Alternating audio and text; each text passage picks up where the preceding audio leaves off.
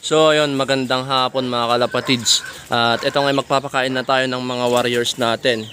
Kaninang umaga nga mga idol ay pinasabay natin sila sa toss doon sa Rosario, La Union. Bali ano yan mga idol, boundary ng Rosario, La Union at Season Pangasinan.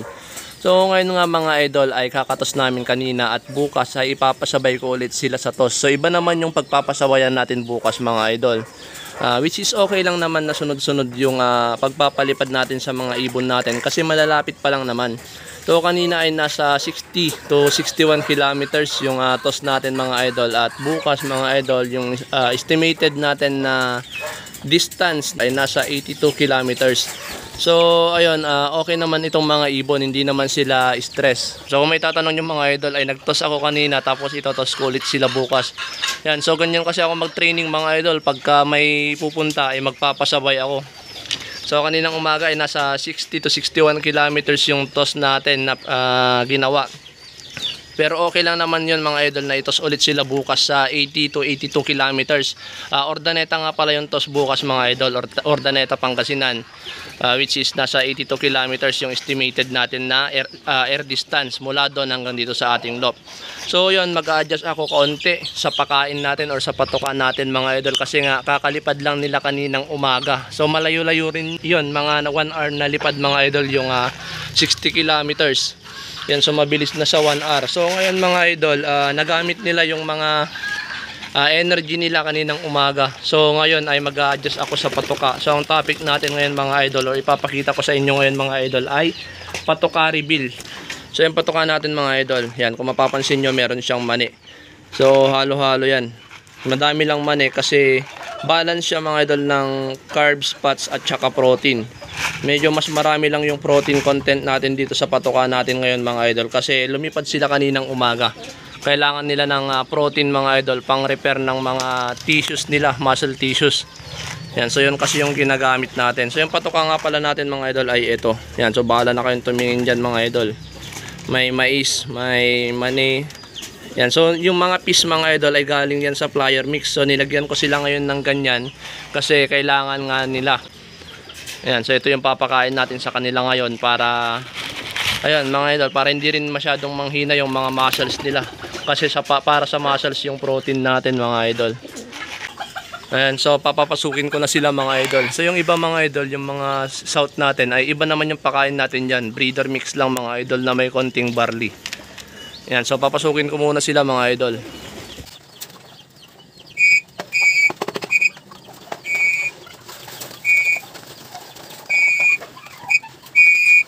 Ito yung ipapatukan natin sa kanila ngayon. Yan, may mga ano rin, may munggo o mang beans na tinatawag. Yan, so yung mani mga idol medyo marami yan kasi madaling matunaw yung mani. Easily digestible protein kumbaga. So yan yung patukan natin sa kanila ngayon. So konti lang yung patukan natin mga idol sa nasa 20 na peraso na ibon doon sa flyers loft natin.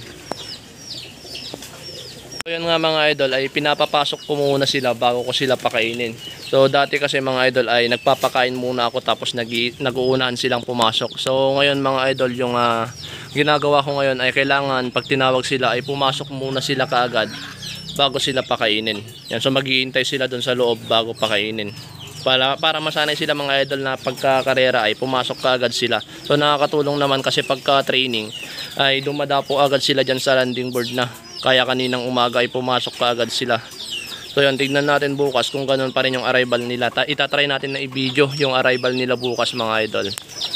Yan, so madami tayong dagit dito mga idol na nakahalo. Pero okay lang naman yan kasi wala naman silang sakit. Hirap na rin kasi ako sa pagpapalis sa kanila mga idol.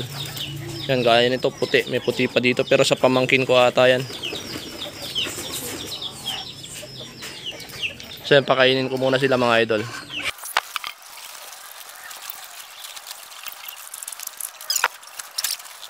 Yan, so ito sila mga idol.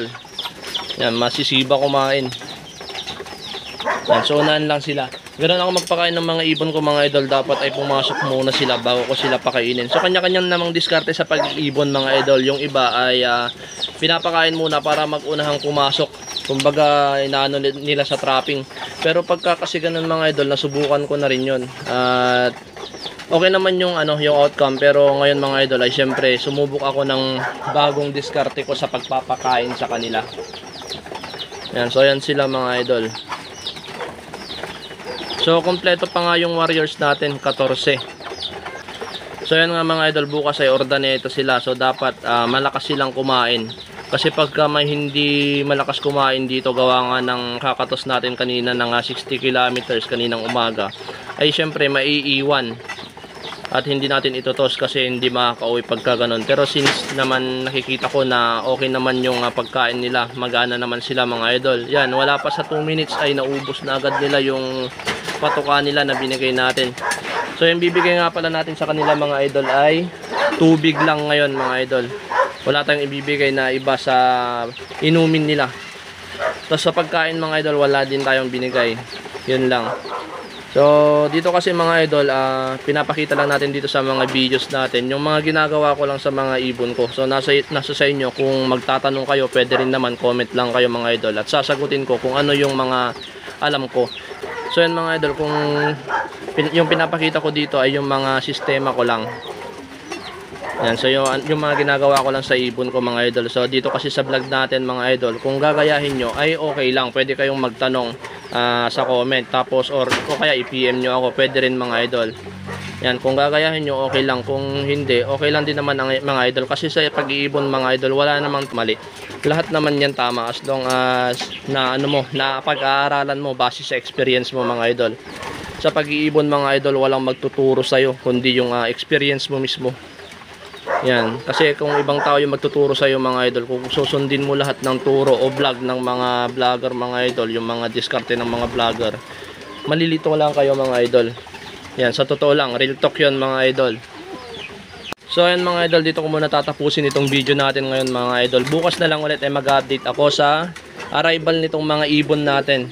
Yan, so 14 sila na itutos natin bukas. Yung huli nga pala kanina na dumating ay yung ating Pakistani. Yan siya.